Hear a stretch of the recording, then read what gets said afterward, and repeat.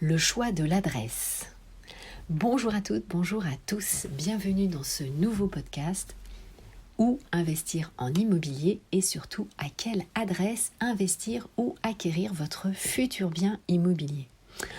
Alors évidemment, on entend toujours la même chose en immobilier, c'est la règle des 3. Vous le savez, l'emplacement, l'emplacement, l'emplacement. Donc je ne pouvais pas m'empêcher, évidemment, de d'enregistrer un podcast pour vous sur l'adresse. Quelle est l'adresse ? C'est très important, évidemment. Vous le savez, très souvent, nous acquérons un bien immobilier parce qu'il a une adresse spécifique. Évidemment, c'est toujours mieux d'acquérir avenue des Champs-Élysées, rue de la Paix, à des très belles adresses prestigieuses.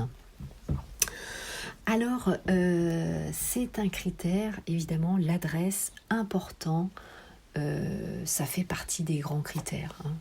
Vous avez bien sûr la luminosité, vous avez un balcon, une terrasse, un jardin, etc., etc. Évidemment, il y a d'autres critères, mais l'adresse est un critère important dans votre investissement immobilier. Alors c'est aussi cela, évidemment,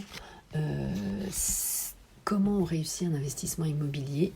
Ça passe par le choix de cette adresse, justement. Pourquoi ? Parce que l'adresse va vous transmettre l'image du quartier. Avec une adresse, vous allez connaître aussi quelle est la desserte en transport en commun ou les futurs transports en commun, quels sont les équipements collectifs, la crèche, les écoles pour vos enfants, les lycées, salles de sport, les espaces verts, les parcs, la piscine municipale, le cinéma, etc., etc. Donc la bonne adresse, évidemment, vous assure la valorisation de votre bien immobilier sur le long terme. Vous acquérez sur le long terme, je vous le rappelle. C'est pas une baguette de pain que vous acquérez, donc il faut aussi réfléchir à cette adresse. L'adresse va vous permettre aussi d'amortir le choc d'un éventuel retournement du marché immobilier lorsque vous allez revendre, mais aussi ça va vous permettre, si vous êtes propriétaire bailleur, de trouver plus facilement un locataire. Voilà.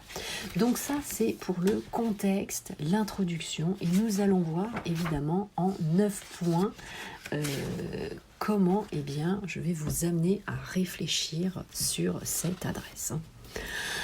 Alors évidemment, vous vous en doutez, un des premiers points abordés, c'est le prix, forcément, puisque pour un même bien immobilier, c'est vraiment une lapalissade de dire ça, mais la localisation d'un endroit à l'autre, ça va changer. Ça, je ne vous apprends rien en vous disant ça, mais c'est la réalité.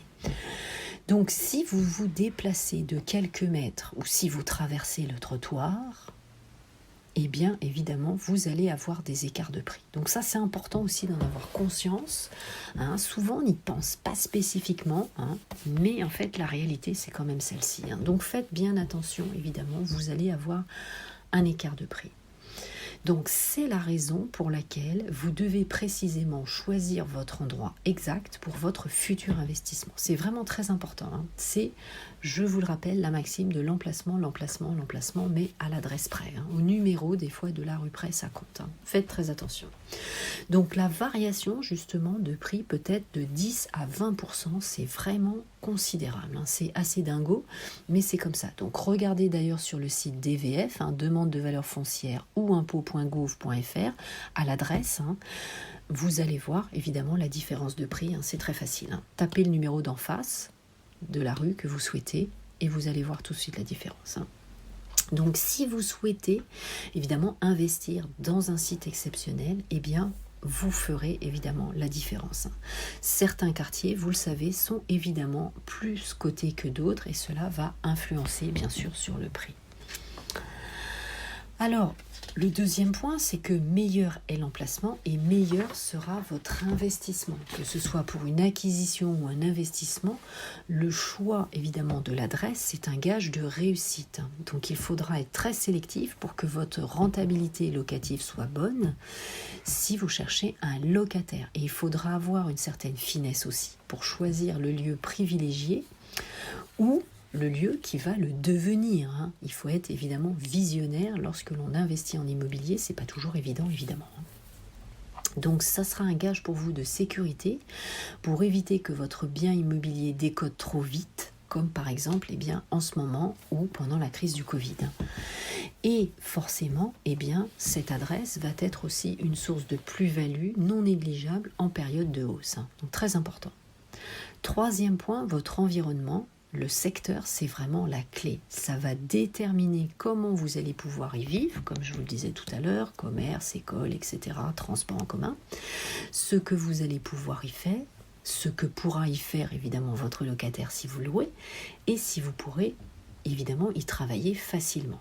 Et pensez à la fibre évidemment et à Internet. Ensuite, quatrième point, il faut que ce soit proche des zones d'activité professionnelle.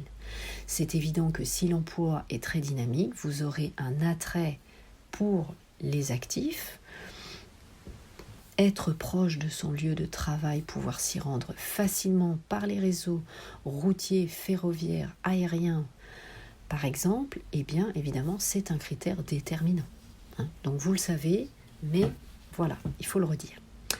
Ensuite, cinquième point, la proximité des services, des services dits essentiels, c'est vraiment la terminologie d'actualité, comme les commerces de bouche, tout ce qui est boulangerie, boucherie, charcuterie, votre primeur, etc., les écoles pour ceux qui ont des enfants, les équipements pour avoir évidemment des activités culturelles ou sportives, être proche d'une bonne école ou d'un complexe aussi accueillant de nombreuses activités, c'est un atout très recherché et ça équivaut bien sûr à créer une tension sur les prix.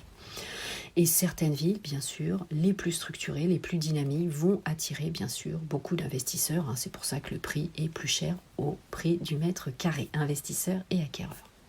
Sixième point, la vue. La vue, c'est un critère recherché, car si votre bien immobilier possède une belle vue, sa valeur est plus haute qu'avec un autre bien avec une vue évidemment qui n'est pas agréable ou sans vue. Septième point, vous avez aussi l'ensoleillement. Donc là, on sort un peu du cadre, on va dire, de l'adresse, du numéro et de la rue, mais ça fait partie évidemment aussi des critères. L'orientation évidemment de votre appartement ou de votre maison, si elle est plein sud, sera évidemment plus prisée et vous chaufferez moins évidemment par exemple. 8, ça va être les nuisances. Est-ce que l'adresse, à cet endroit-là, il y a beaucoup de nuisances sonores répétées si vous êtes près d'une voie ferrée, de l'autoroute ou d'une zone commerciale. Alors avant d'aborder le dernier point, je vous rappelle que vous pouvez me suivre bien sûr sur les différents réseaux sociaux. Mon groupe Facebook, Investir en immobilier, l'immobilier au féminin, où je vous publie évidemment des articles et je fais d'ailleurs un live le samedi à 18h. Ensuite, mes comptes Instagram, ma chaîne YouTube, mon compte TikTok, où vous avez un lexique juridique par vidéo de 15 secondes.